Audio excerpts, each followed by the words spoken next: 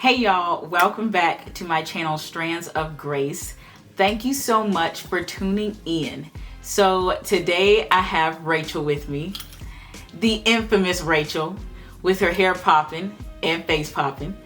That's never happened, y'all. I was like, bro, we can't let this go to waste.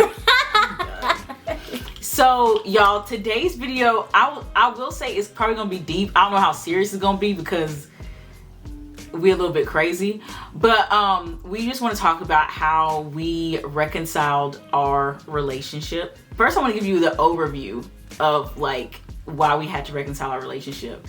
So I wouldn't say that we weren't close. What would you? We were just forced to be around each other. Like it was forced closeness. That's what happens when you're sisters. Yeah. First off, I feel like Hannah and I are two very different people. And with us being really close, well, I mean, we're close in that, we're not that close, but we're pretty dang close. No, yeah, we kind of are close in age.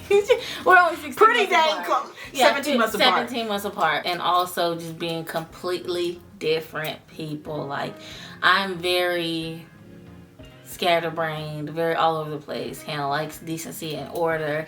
I thrive in chaos. If Hannah's in chaos, she needs mental health. Shut up. If I'm in chaos, I'm probably thriving.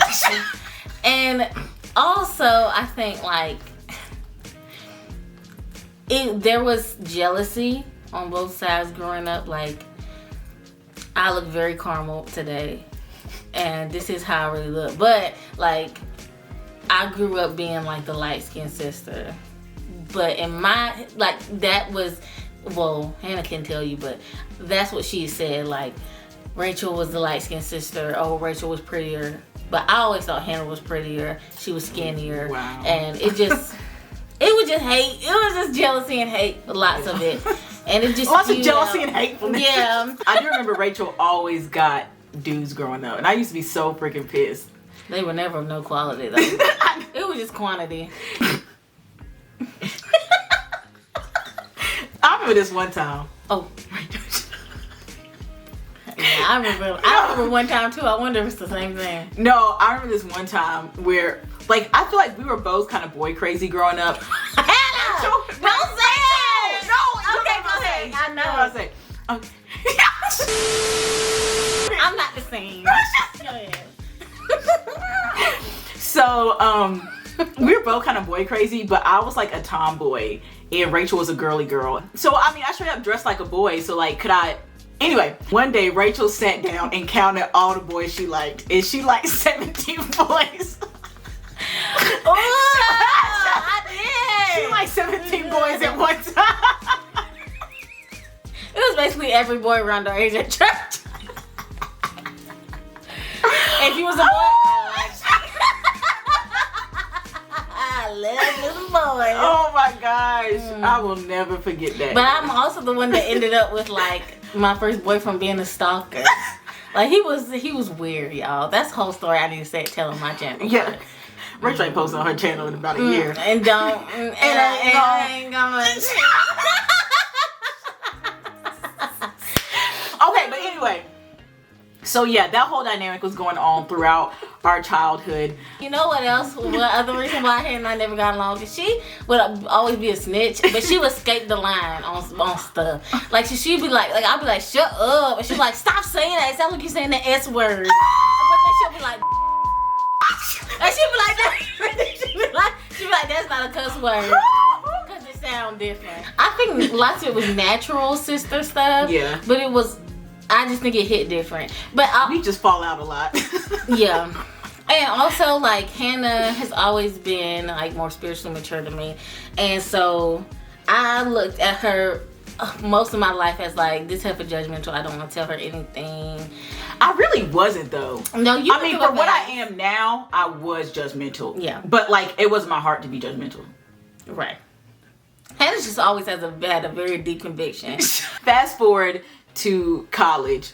I left for college, and Rachel was in a puddle of tears when I left for college. It's not that simple. Because Hannah, I don't mean to say like all Hannah was, but all Hannah was just like this church girl, grew up around white people all her life, didn't have a whole lot of black friends, and now she's going to HBCU, and I just was like, this world gonna eat her up. That's why I was crying. Because I was like, I'm gonna have to fight. But every summer I would come home, she'd be like, I can't wait for you. Oh my God. Can you see this room she's in right now? It was all freaking mine. Yeah, and we shared a room growing up. Yeah. And she would be like, I can't wait for you to leave. Because then... I'd lay in my bed, she'd wake me up with that. I can't wait for you to leave. It's because me and my little brother will be out here wilding in the streets. We was having fun. We were telling each other everything was going on. Because I was just before Christ for me. And then Hannah would come back. For me. And then Hannah come home. And Misty was like, get this hell out of here. When I was in college, I kept a prayer journal. I was serious about that prayer journal, honey. Anyway, but I would pray for Rachel every day. Rachel and my best friend to come back to the Lord. I would pray for them every freaking day. And when she came back to the Lord, I was happy, but also I kept remembering like our past. And so she would treat me like so well and be like so happy to see me. And then I turned into the one that was like, I don't want nothing to do with this. After I just prayed for this girl to receive the Lord.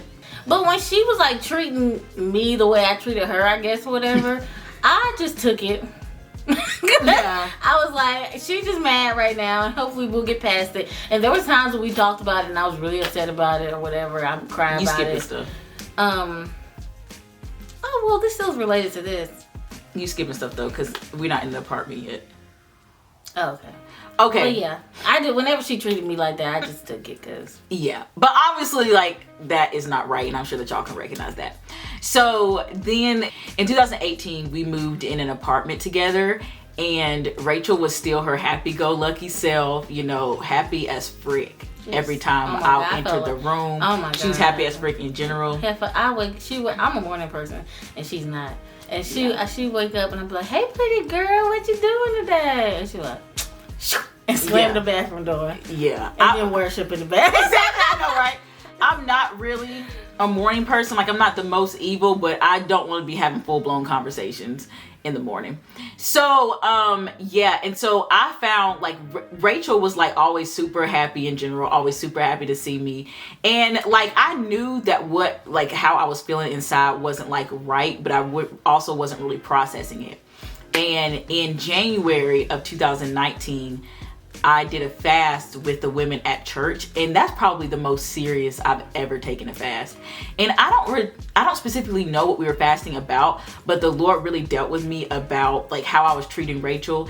And like literally, when I would get home from work, she would be like, "Hey, pretty girl," and I would just be instantly pissed. Like, just instantly, just in a bad mood. Yeah. She didn't even have to say nothing. Just instantly in a bad mood. Just see me and be pissed. Right.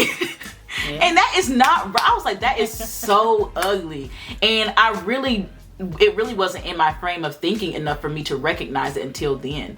And so I really had to, like, repent. Because I was like, dang, that is not right for me to be praying for her, and then for me to be self-righteous, and for me to be like just holding the past against her. After that, I told Rachel about my fast, and then we sat down and talked.